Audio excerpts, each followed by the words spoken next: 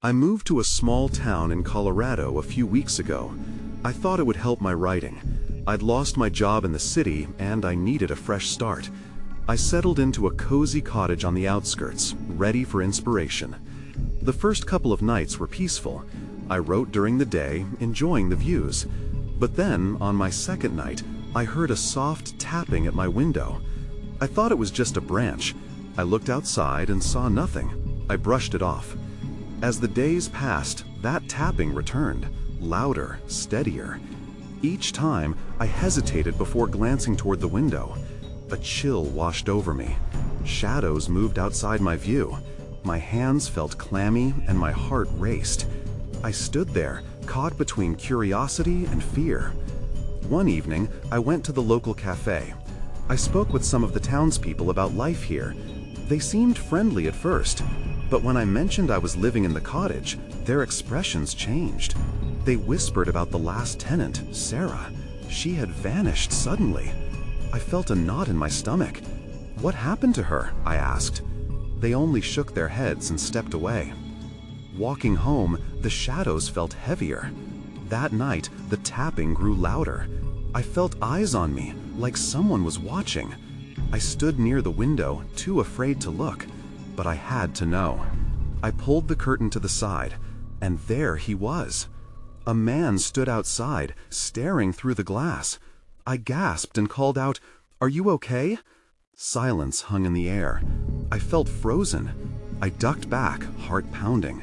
When I turned to look again, he was gone, just empty darkness. But then I heard it. A whisper echoed in my mind. "Why are you with her?" I froze, feeling cold panic seep through me. I looked around my room, frantic, but I was alone. The shadows seemed to close in even more now. I spent my nights feeling the fear grow. I became obsessed with Sarah's story. What happened to her? The tapping continued, steady and invasive. I couldn't write anymore. Each sound pulled me into a spiral of dread. One night, I finally cracked. I went back to the window. I had to confront it, whatever it was. I pulled the curtain back slowly. My heart threatened to burst. There was nothing but trees. I felt relief wash over me, but then I heard that whisper again. "Why are you with her?" A chill shot through me. I stumbled back, feeling a sweat break out on my forehead. I turned my head in every direction, but there was only darkness. My skin prickled. It's been weeks now. Am I living with Sarah, or something far worse? I lie awake at night, listening to the tapping. I need to know if I'm alone. Each night stretches on. Each shadow deepens. I wonder if one day I'll find the answers. Yet I fear what those answers may be. I spent the next day trying to distract myself. I didn't want to dwell on the tapping or the man outside my window. Instead, I went to the local library, hoping to find some information about Sarah, the last tenant. The librarian, an older woman with kind eyes, welcomed me. I told her I was curious about Sarah, and her expression clouded over. "Not many want to talk about her," she said quietly. I felt the weight of silence hang between us. "But you can look in the archives. There might be something in the old papers." She led me to a section filled with dusty boxes. I began sifting through old newspaper clippings. As I read, I discovered that Sarah had been well-liked and active in the town. Her disappearance had been a mystery. People had searched for her for weeks, but no trace was found. My heart raced.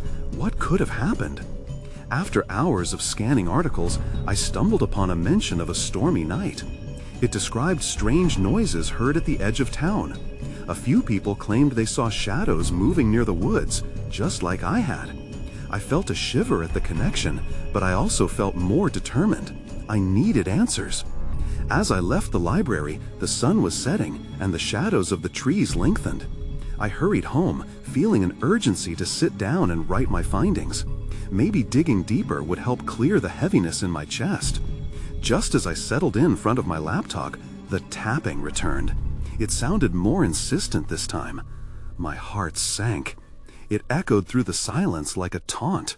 I peeked outside again, half expecting to see the man, if he was still out there. Nothing, just darkness. I closed my eyes, willing myself to focus. I typed furiously, my fingers flying across the keys.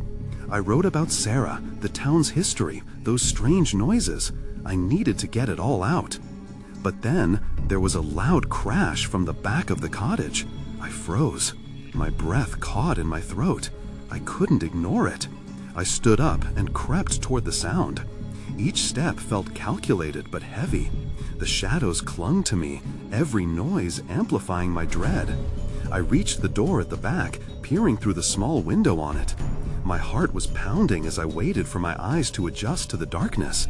Then I saw it. The edge of a dark figure just outside in the yard. I stumbled back, nearly losing my bearings. The whisper returned. "Why are you with her?" It filled my head like a fog. I glanced at the window, and the tapping began anew, a rhythmic drumming that felt like a countdown. That's when I saw it, a flash of white. A piece of paper fluttered near the silhouette. My hands shook as I carefully opened the door, driven by an urge to understand. As I stepped outside, everything went quiet. The tapping stopped. No one was there. But the paper lay on the ground, unmistakably addressed to me. I bent down to pick it up, breathing heavily. There, in my own handwriting, were the words, "You shouldn't have come here." My blood ran cold. I stood there frozen, the paper crumpled in my hand. Fear clawed at my chest, but a surge of anger followed. How could this have happened? How was this possible? I tore my gaze away from the paper, scanning the yard for any sign of life. Nothing, just the oppressive night and the rustling of trees. I retreated back inside, locking the door behind me. My mind raced, piecing together the puzzle. That tapping, the figure, the voice. I felt like I was losing my grip on reality. I needed to think clearly. I bolted back to my laptop, desperate for answers, but panic suffocated my thoughts. I shoved the paper into my pocket and opened a new search. There had to be something out there, something more about Sarah. Perhaps the townsfolk had seen shadows too. I typed "strange occurrences" and "disappearances" and started scrolling through the links. Then I saw it, an article about a woman who claimed to see visions in the woods. They called her an eccentric, but she had been adamant about witnessing something dark. "They followed me," she had whispered to anyone who would listen. My pulse quickened. I needed to find her. Before I could lose my nerve, I grabbed my coat and headed out again. Anxiety clawed at my mind, but I pushed through. I would go to the local diner where I heard people gather. Maybe someone had seen the woman. Maybe they knew more about the shadows. The streets felt even darker, the streetlights flickering as if unsure whether to stay on. I picked up my pace, feeling eyes on me, even though I saw no one.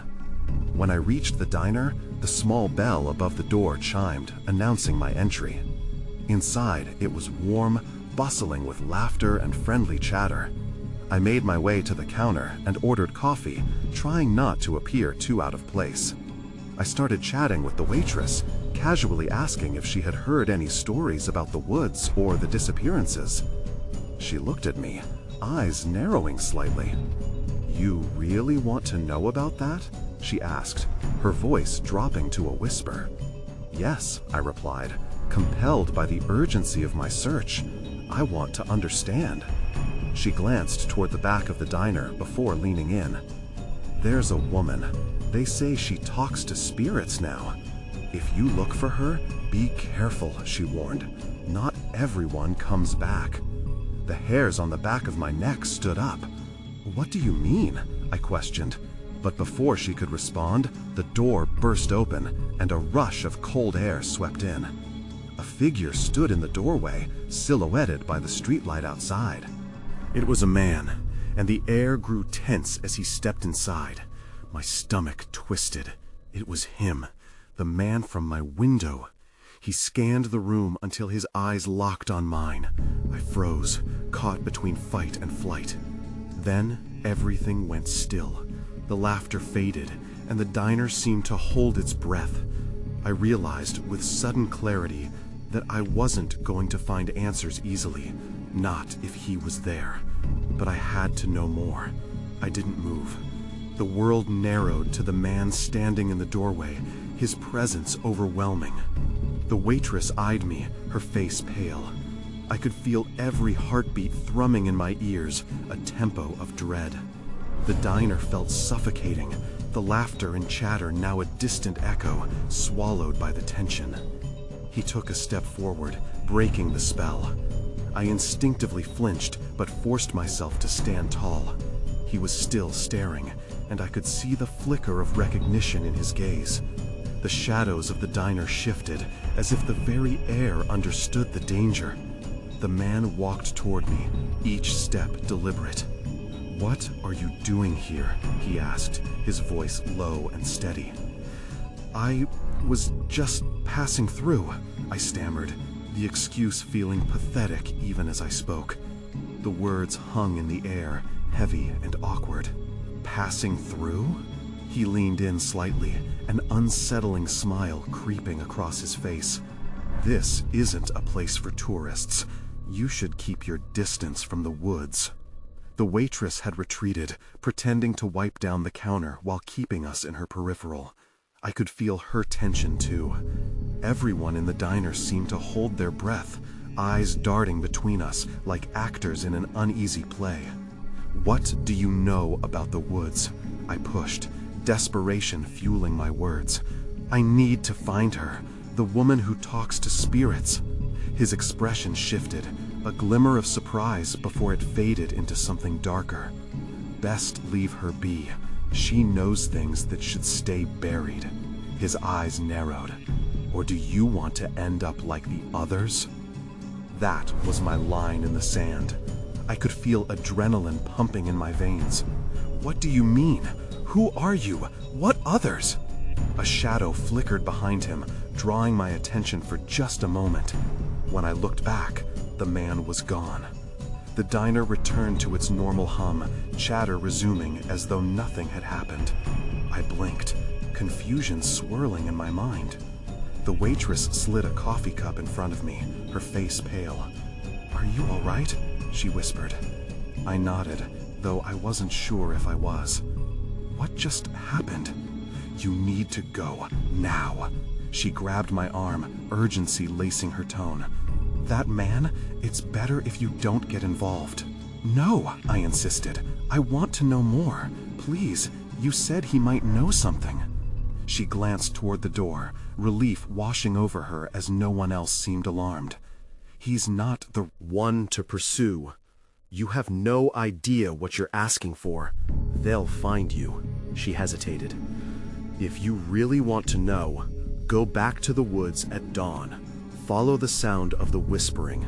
I pulled my arm away, heart racing. "What does that mean?" The waitress shook her head. "Just go before it's too late." I didn't like being pushed, but I could sense the urgency in her voice. I had to take my chances, but the idea of returning to the woods filled me with dread. As I stepped out into the cold night, the fresh air felt like a splash of icy water. The man was gone, but unease lingered. That's when I saw it, the flickering light in the distance, just beyond the tree line. Someone, or something, was waiting for me in the darkness. I hesitated, but curiosity gripped my mind like a vice. I took a step toward the woods, heart pounding, the unknown beckoning me forward. The flickering light pulsed softly, luring me like a moth to a flame. I wondered if this was the whispering the waitress had mentioned. I'll admit, I was scared, but the need to find answers outweighed my fear. So I stepped closer to the woods. Branches creaked overhead as the wind rustled through the leaves. The familiar sounds of the diner faded, replaced by the eerie silence of the forest. I gripped my flashlight tighter, feeling the weight of the darkness surrounding me. The air felt heavy, charged with an unspoken tension. As I crossed the tree line, the light shifted again. It seemed to be just a few yards ahead. I moved quickly, but cautiously. With each step, the ground crunched softly beneath my feet, echoing in the quiet. The light flickered again, brighter this time, giving just enough clarity to reveal the twisted shapes of skeletal trees. Then I heard it, a soft murmur, a voice just beyond my hearing. My heart raced. Was this the spirit the woman was supposed to be talking to? I strained my ears, trying to catch the words, but they were too faint. I wanted to call out, but fear held me back. I pressed further into the woods, following the beckoning glow. My instincts warned me this might not end well. 1,000 what-ifs raced through my mind. What if the man from the diner was right? What if I was putting myself in danger? But another part of me was determined to uncover the truth. Suddenly, the flickering light stopped. My pulse quickened as it flickered out completely. I scanned the trees, feeling vulnerability creep in. I could no longer see the source of the light. I hesitated, debating whether to turn back. As I stood there, a chill wrapped around me. "Who's there?"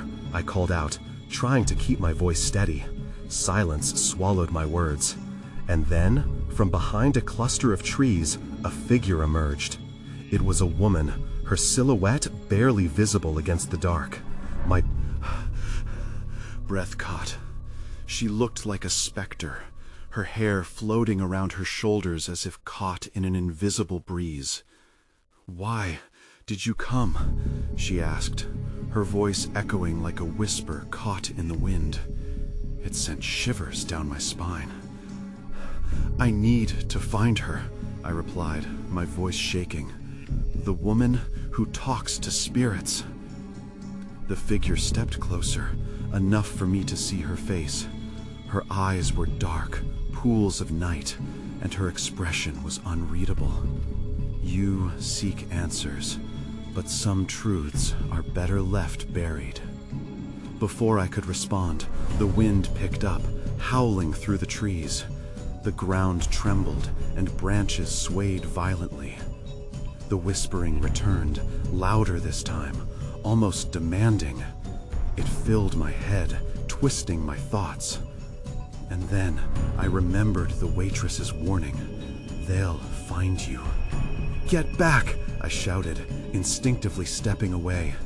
I turned, panic taking over as I fought against the fear closing in on me. I didn't know who or what was in the woods with me, but I could feel their presence growing stronger. I sprinted toward the clearing, barely looking back. The whispers chased me, echoing in the dark.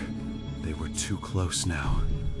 As I burst through the tree line, the night outside felt both familiar and frightening. Then everything went dark. I stumbled, disoriented as I hit the ground. I fumbled for my flashlight, but the cold seeped into my bones. My pulse thundered in my ears as the darkness pressed in, holding me captive. "Help!" I shouted, but my voice felt swallowed by the empty night. I was lost, not just in the woods, but within a mystery that threatened to consume me. I lay on the ground for what felt like an eternity, the chill wrapping around me. Panic ignited as I realized the whispers had faded. All that surrounded me was silence and an overwhelming darkness that felt heavy against my skin. I couldn't be the only one out here. With shaky hands, I finally found my flashlight. I clicked it on, and a small beam of light pushed back the shadows. I scanned the area, breathless. But I wasn't in the clearing anymore. I had stumbled deeper into the woods than I realized. My heart sank. The towering trees loomed like giants, blocking out any sense of safety. "Hello?" I called out again, my voice barely above a whisper. There was no response, just the rustling of leaves echoing in the stillness. I got to my feet, carefully brushing dirt from my clothes, forcing myself to focus. I had to find a way back to the diner. As I moved cautiously through the underbrush, An unsettling feeling crawled up my spine. What had that woman meant when she said some truths are better left buried? I couldn't shake the worry that I had crossed a line I shouldn't have. The beam of my flashlight caught movement in the periphery, and I turned quickly. My heart raced as I peered into the darkness. There was something or someone just beyond reach of the light. My breath hitched. "Who's there?" I asked, voice stronger this time. But instead of an answer, I heard a low, guttural sound. It rose and fell like the breaths of a great beast. I moved the light closer, but the figure was gone. Just shadows beneath the trees. I stepped back, suddenly aware of the forest closing in around me. I needed to get out. I could barely remember which direction I came from. In the distance, I thought I heard a whisper in a familiar voice, beckoning me. Was it just my imagination? I hesitated. Then, the rustling returned, louder this time. I turned to face it once more, my heart racing. And that's when I saw it. Two glowing eyes peering at me from between the branches. They were unblinking, fixated on me. A chill ran through my body. I swung my flashlight toward it. The light danced over a creature unlike anything I'd ever seen. Its fur was dark, matted, and its body seemed to ripple like smoke. It let out a low growl that resonated deep within my chest. Without thinking, I turned and ran, adrenaline coursing through me. Branches clawed at my arms, sharp as knives. I didn't dare look back as I sprinted through the trees. The growling faded behind me, but I could feel the weight of its gaze still on my skin. Suddenly, I stumbled over a gnarled root and fell to the ground. Pain shot through my ankle. I gasped, feeling the very essence of fear gripping my chest. "Please," I whimpered, knowing full well that shouting attracted attention. I quickly scanned the ground for anything I could use. There was nothing but dirt and leaves. Fear surged as I grasped the reality of my situation. That's when I heard it again. The whispers. They weren't just in my head. They were real. They were calling my name now, weaving through the trees like tendrils, wrapping around me. "Help me," I yelled, but would anyone hear me? I was utterly alone, and still trapped in a mystery that twisted deeper into the heart of the forest. In my desperation, I closed my eyes and tried to concentrate on the familiar voice. But it was no longer comforting. It felt like a warning. What had I awakened? What else was out here in the dark? My heart pounded as I realized the answer was approaching fast. I pushed myself up from the ground, teeth gritted against the pain in my ankle. Every nerve in my body screamed for me to run, but I was trapped between the urge to flee and the instinct to stay hidden. The whispers around me twisted and swirled, growing louder. "Help me!" I shouted again, my voice cracking. I felt small under the weight of those dark trees, completely surrounded. But my shout only seemed to amplify the whispers, which began forming syllables. My name, over and over. It sent chills down my spine. I glanced around, looking for a place to hide. The underbrush was thick, but it might provide some cover. Just as I turned to flatten myself against a nearby tree, I heard it again, the low growl. My breath hitched as it drew closer. The sound was grating, like nails on metal. It felt like I was being hunted. I pressed myself into the bark of the tree, wishing I could melt into it. The growl stopped, and I focused on breathing, trying to control my panic. I strained to hear any sign of movement, any indication of where it was. Then, everything went quiet. Too quiet. Not a rustle, not a whisper. The silence wrapped around me, suffocating. My pulse thundered in my ears. Something was wrong. And that's when I saw it again, those glowing eyes, staring at me, unblinking and fixed. My heart raced as the creature stepped into the faint light of my flashlight. It slinked toward me, its movements fluid and unnatural. I couldn't help but think of the stories I had heard, tales of forest creatures that crossed the line between the natural and the supernatural. Was this one of them? I clenched my flashlight tighter, thinking of how it could be my only defense. As the creature inched closer, I caught a better glimpse of it. The fur was tangled, but its shape was unmistakable. It had the front of a wolf, but walked on two legs. Its jaws opened slowly, revealing sharp, glistening teeth. Instinctively, I fumbled for the button on the flashlight. If I could just get it to back off. But then, it stopped. It seemed to tilt its head, as if studying me. It teetered on the edge between curiosity and hunger. "Go away!" I croaked, my voice thick with fear. But instead of retreating, it took a step closer, and then another, advancing with an unsettling calmness. I felt the roots beneath my feet, and in a sudden burst of determination, I bolted. I didn't think about the pain in my ankle, I just ran. Branches wicked at my face, and I could hear the creature behind me, growling low but persistent. I turned sharply, desperate to lose it, and stumbled into a small clearing. My flashlight flickered, and in that moment of darkness, I saw something glint in the moonlight. A stone structure, half covered in vines. Was it a ruin? In my gut, I felt drawn to it. Maybe it was a place to hide, or perhaps a chance to discover the truth behind the whispers. But I knew better than to trust that feeling. It felt too much like a trap. "Please, don't!" I gasped, half terrified of what I might find. But I didn't have much choice. With every moment I hesitated, I felt the beast closing in on me. I rushed toward the ruin, my hope dwindling as I pushed through the tangled foliage, ready to uncover what lay ahead. Maybe there were answers waiting for me in the dark. Or maybe something much worse. I reached the ruins, my fingers grazing the cold stone as I struggled to catch my breath. The air felt heavy, almost charged, as if the walls held secrets I'd yet to uncover. I pressed myself against the weathered surface, listening intently. The growling had faded, but I knew it was still out there, lurking. Shadows danced across the stones, cast by the moonlight filtering through the treetops. I could barely make out the outlines of carvings, ancient symbols intertwined with the ivy.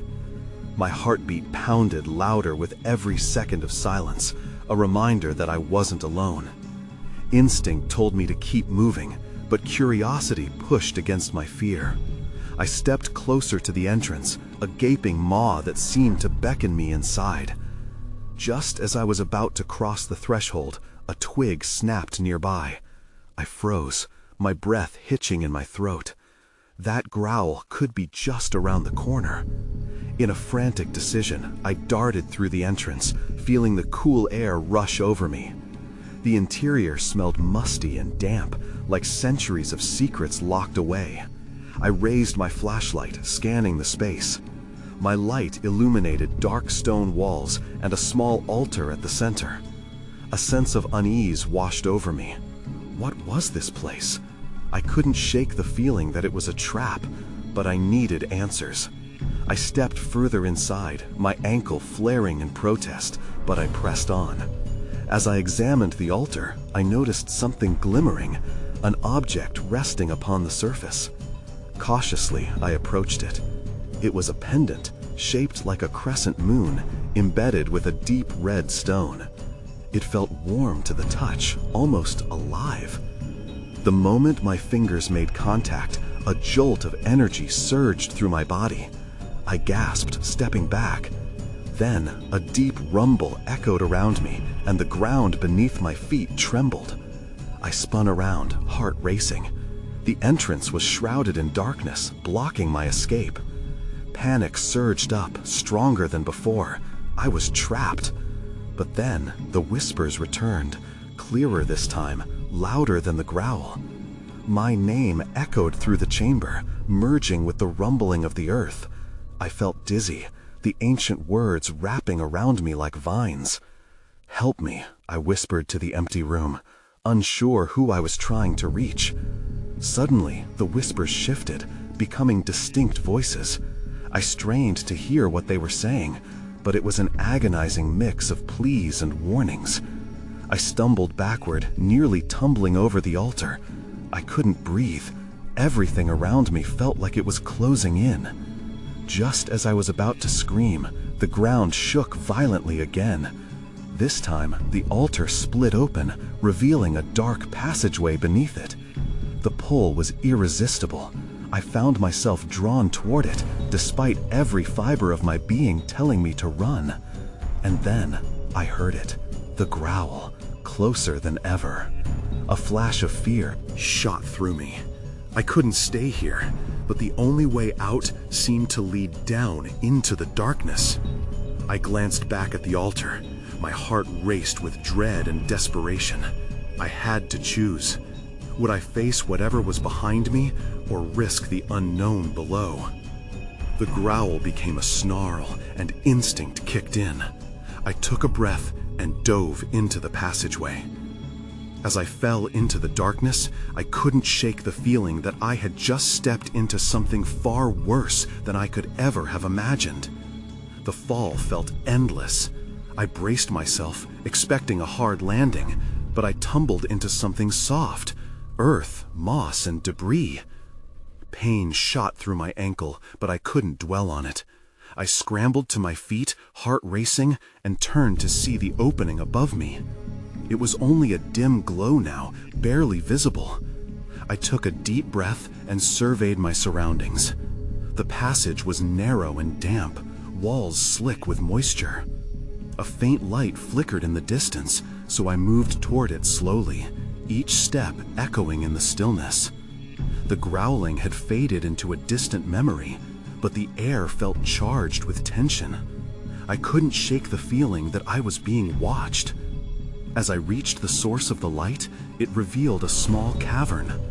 The walls were decorated with shimmering crystals that caught my flashlight's beam, casting ethereal patterns across the stone. It was beautiful, but there was no time to appreciate it. I needed to find a way out. I scanned the area, looking for an exit or any sign of life. That was when I noticed the markings on the wall. They were similar to the symbols I'd seen in the ruins, but these felt more ominous. A series of figures depicted a story, one of sacrifice and darkness. I felt a chill creep over me. Then I heard a rustle nearby. Freeze. I held my breath and pointed my flashlight toward the sound. A shadow darted across the far wall. My heart pounded louder than ever. "Is someone there?" I called out, my voice shaky. Silence answered. I took a cautious step forward. The crystals were mesmerizing, but I couldn't shake the weight of dread. That's when I saw it, a figure emerging from the shadows. My throat went dry. It was tall, slender, and cloaked in darkness. Features indiscernible, but I felt its gaze piercing into me. "Who are you?" I managed to ask, though my voice wavered. The figure tilted its head, as if considering my question. For a heartbeat, I hoped it might be friendly, but the aura radiating from it felt anything but welcoming.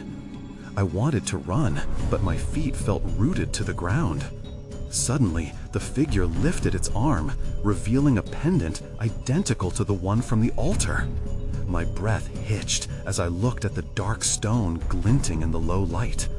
It pulsed with energy, and I felt a tug at the core of my being. That was the same warmth I had felt earlier, but now it was surrounded by an overwhelming sense of danger. The figure stepped closer, its intentions unclear. Then, with a sudden movement, it thrust the pendant toward me, its eyes glowing with an eerie light. The ground shook again, and the crystals around us began to vibrate, sending shards of light cascading down like shooting stars. "Initiate the bond," it whispered, the voice echoing softly in the air. My body reacted before my mind could process. I took a step back, adrenaline fueling my escape instinct. But before I could turn, the ground rumbled violently, and a deep fissure opened below me, exposing layers of darkness beneath. "Wait!" I shouted, but the figure vanished into the shadows as quickly as it had appeared. I was left standing at the edge, watching the void below, heart racing. I had to decide quickly. I could either fall into the darkness or try to reach the exit ahead.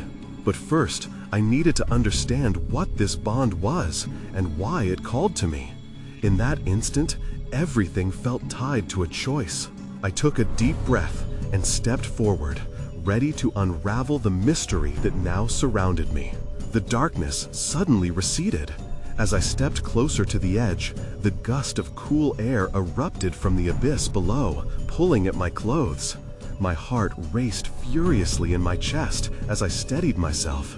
I had to stay grounded, but the urge to leap into the unknown tugged at my mind.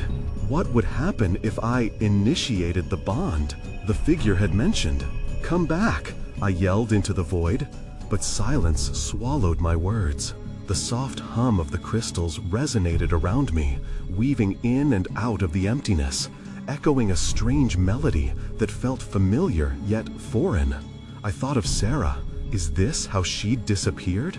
Was she trapped in a cycle, caught by whatever force commanded this place? I turned to the walls, where the stories of sacrifice and darkness unfurled, and felt a growing sense of urgency. I needed to understand what I had stumbled into. With trembling hands, I reached for the pendant still in my pocket, connecting the warmth pulsing through me with the darkness lurking in my surroundings. The stone seemed to hum in resonance, and I gasped, realizing it was pulling me toward the very edge of the void. The ground shuddered, and the sharp energy of the cavern enveloped me. Panic spiked through me with each pulse of light bouncing off the crystals. Whatever secrets lay hidden in this darkness, a part of me craved to know. As I stepped closer to the fissure, the space shimmered, revealing fragments of shadowy images, glimpses of figures lost in thrall, engulfed by the same enticing whispers that had haunted me. They looked so familiar, yet I couldn't place them. Was Sarah among them? I stepped back, feeling my breath quicken. Just then, a loud thud echoed behind me. I whirled around, my flashlight beam flickering wildly. The growling returned, closer now, resonating through the walls like thunder. The creature was back. With eyes wide, I took off back to the altar, but as I ran, I heard whispers dancing along the edges of my senses. "The choice," they echoed, "the choice is yours." What did that mean? I had no time to ponder the question as I skidded to a halt at the altar. The pendant shimmered even brighter, its energy pulsing as if encouraging me to make a decision. My instincts kicked in, making me realize I had a choice to make. I could initiate the bond, whatever that meant, or escape and leave everything behind. I pulled the pendant from my pocket, feeling its heat course through me. Would using it free the spirits in the shadows, or would it usher me into a darkness I could never return from? The growl echoed again, shaking me from my thoughts. With no other option, I thrust the pendant toward the fissure. "I choose to know!" I shouted, the words ripping from my throat. In an instant, a brilliant light enveloped me, blinding and suffocating. The fissure beneath my feet widened, pulling me toward the edge and dragging me into the abyss. I gasped, the world around me disintegrated, and I felt weightless, tumbling through an endless swirl of colors and shapes. Then, darkness. A profound silence exploded around me. I was surrounded by more whispers, but they were different this time. They felt less like warnings and more like welcoming. I could no longer tell up from down, light from dark. Finally, the swirl ended, and I landed, not on solid ground, but on soft moss. I blinked and took in my surroundings. I was still in the woods, but there was no sign of the creature, no echoes of growling. Instead, the trees loomed over me, seemingly alive. The moonlight cast a silver glow over everything.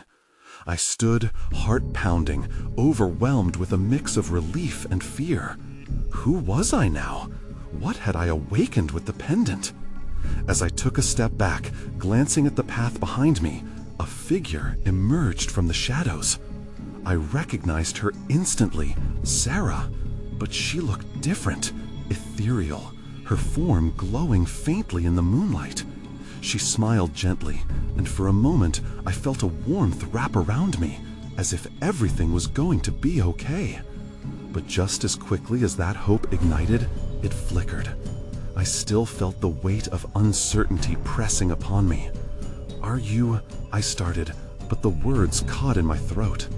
"Some truths are better left buried," she whispered, her smile fading as her figure began to dissolve into the mist around her. "You chose to know, but knowing, it comes with a price."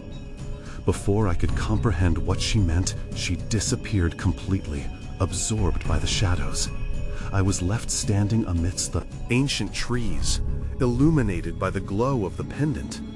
My mind reeled with questions that would never be answered. What had been unleashed? Who was truly free? And who was still trapped? I still think about it sometimes, the choices we make and how they ripple through the fabric of our lives. The woods, their darkness, shadows, and whispers haunt me. I manage to forget some days, but every now and then, when the wind rustles just right, I can still hear her voice. "Why are you with her?" And in that fleeting moment, I wonder if I ever truly came out at all. I moved to a different town soon after. But am I free? Or just another thread in the tapestry woven by those who came before? That's a question I find linger without resolution, one I carry with me as I try to make a life anew.